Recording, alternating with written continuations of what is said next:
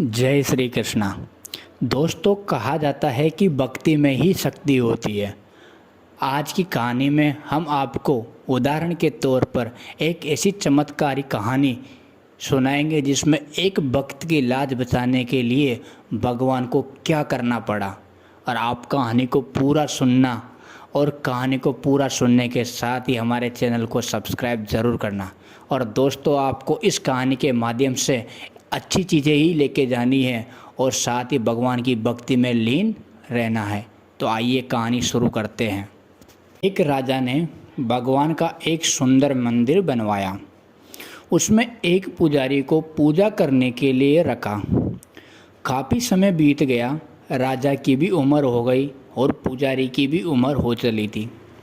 लेकिन राजा का एक नियम था कि वो हर सुबह अपने सैनिक के साथ एक फूलों की माला भिजवाया करता था और उस माला को पुजारी जी भगवान श्री कृष्ण को चढ़ाया करते थे। उसके बाद जब राजा भगवान के दर्शन करने आया करते थे, तब पंडित जी उस माला को भगवान के गले से निकालकर राजा के गले में डाल दिया करते थे। ये लगभग रोज़ की दिनचर्या बन गई थी। पुजारी जी बूढ़े हो चले थे और राजा भी बूढ़े हो चले थे। एक दिन राजा की तबीयत खराब हो जाती है, तो राजा ने माला सिपाही के हाथ भिजवाते हुए सिपाही से कहा कि पंडित जी से कहना कि आज हमारी तबीयत ठीक नहीं है, तो आज हम आ नहीं पाएंगे, तो आज हमारा इंतज़ार न करें। उसके बाद सिपाही ने माला जाकर पुजारी जी को दे दी और सारी बात पंडित जी को बताई। पंडित जी ने भी माला को श्री कृष्ण को चढ़ा दी।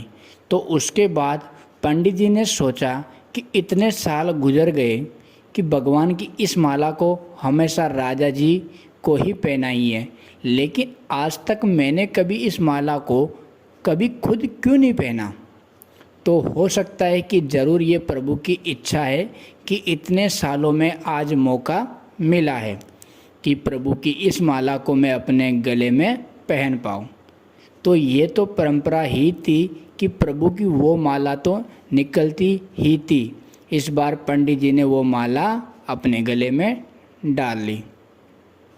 लेकिन तभी सिपाही दौड़ते हुए आया और बोला कि महाराज को वहाँ कुछ ठीक नहीं लग रहा। तो राजा साहब मंदिर की तरह ही आ रहे हैं, आप तैयारी करना शुरू कीजिए। राजा को लगा कि इतने सालों से बनी हुई परंपरा कहीं टूट न जाए, इसलिए वो मंदिर की ओर आने लगे। जैसे ही पंडित जी ने यह सुना तो उन्होंने तुरंत माला गले से निकलकर और भगवान को पहना दी। घबराहट में पंडित जी समझ नहीं पाए कि उन्होंने क्या गलती कर दी। पंडित जी को लगा कि अगर राजा को पता चला तो वो उसे दंड दे देंगे।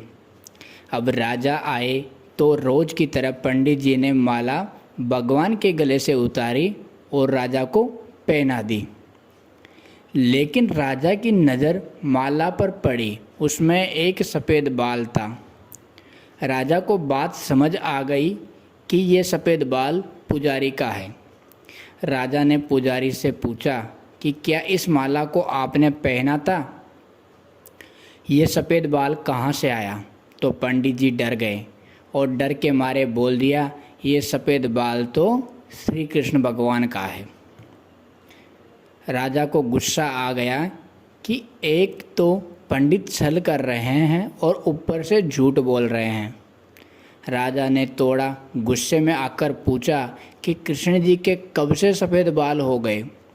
ठीक है, कोई नहीं, मैं कल श्रृंगार के समय आऊँगा, तब देखूँगा कि श्री कृष्ण के बाल सफ़ेद हैं या नहीं।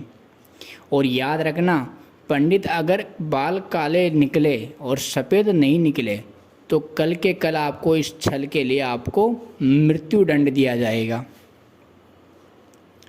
और राजा गुस्से में तमतमाते हुए वहाँ से चले गए और इधर पंडित जी को अपनी मृत्यु नज़र आने लगी थी।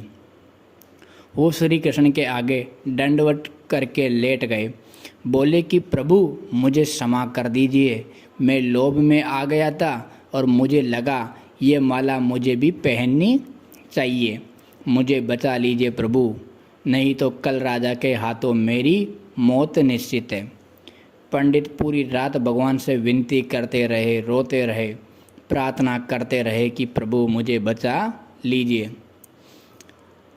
अगली सुबह राजा श्रृंगार के समय पहुंचा और पहुंचने के बाद राजा ने पंडित से कहा कि पंडित जी मुकुट उतारिए, मुझे बिहारी जी के केस देखने हैं। पंडित ने डरते डरते मुकुट उतारा। जैसे ही मुकुट उतारा राजा चौंक गया, क्योंकि श्री कृष्ण के मूर्ति के बाल सफ़ेद थे। लेकिन राजा को लगा कि कहीं ऐसा तो नहीं कि पुजारी फिर से कोई छल कर रहा है, कहीं इसने अपनी जान बचाने के लिए बाल रंगवा तो नहीं दिए। यह है हमारे भगवान श्री कृष्ण का चमत्कार। दोस्तों, चैनल को सब्सक्राइब ज़रूर करना। तो बाल की जांच करने के लिए वो बाल तोड़ने लगे। जैसे ही राजा ने बाल तोड़े, मूर्ति में से खून बहने लगा। जय हो श्री कृष्ण। राजा को ये देखकर भगवान के चरणों में गिर गए, क्षमा मांगने लगे कि क्षमा कर दो भगवान, मुझसे बहुत बड़ा पाप हो गया। मैं शक में इतना अंधा हो गया कि मैं सही गलत भी भूल गया। तभी मूर्ति से आवाज़ आई कि राजा, तुमने सिर्फ मूर्ति माना, इसलिए मैं आज से तुम्हारे लिए सिर्फ मूर्ति हूँ। लेकिन इस पुजारी ने मुझ में साक्षात भगवान देखा है, इसलिए उसकी जान बचाने के लिए मुझे अपने बालों को सफ़ेद करना पड़ा, खून की धारा बहनी पड़ी ताकि तुम्हें समझा पाऊँ। और उसके बाद राजा को अपनी गलती पर पछतावा हुआ। लेकिन अब कुछ हो नहीं सकता, इसलिए तो कहते हैं कि अगर मानो तो पत्थर में भी भगवान है, और नहीं मानो तो साक्षात आपके सामने भगवान भी आ जाए, तब भी आप उनमें सत्यता ही मांगोगे। अगर आप सच में भगवान को देखना चाहते हैं तो आपके सिर्फ भाव में होने चाहिए। ऊपर वाले पर बिना किसी शर्त के विश्वास रखो और अपने कर्म को निरंतर करते रहो। ऊपर वाला आपको उसका फल अवश्य देगा।